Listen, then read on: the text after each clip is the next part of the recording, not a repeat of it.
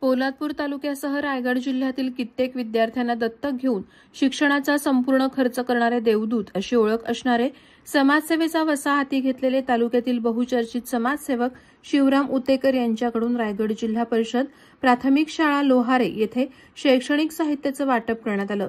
यावेळी प्रमुख पाहुणे म्हणून उषा उतेकर, लोहारे गावचे सरपंच दीपक पवार, अशोक नरे, भीमसेन भोसले, गाव विकास समिती अध्यक्ष सीमा साळुंखे, संभाजी ब्रिगेड तालुका अध्यक्ष अमित वाडकर, पत्रकार संदीप जाबडे, राजेंद्र नरे आदी मान्यवर उपस्थित होते।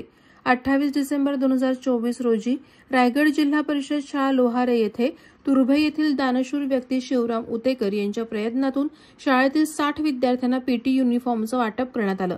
त्यांच्या सुविद्य पत्नी उषा शिवराम उतेकर यांच्या वाढदिवसाच्या निमित्तानं या कार्यक्रमाचं आयोजन करण्यात आलं होतं।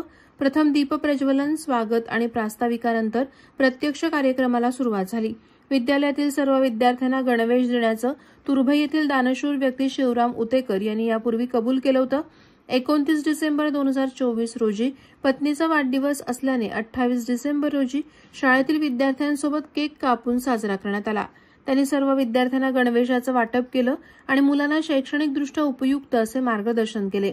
त्यावेळी या कार्यक्रमातच त्यांच्या पत्नी उषाताई उतेकर यांचं औक्षण करण्यात आलं आणि केक कापून वाढदिवस अतिशय उत्साहात मुलांमध्ये साजरा करण्यात आला।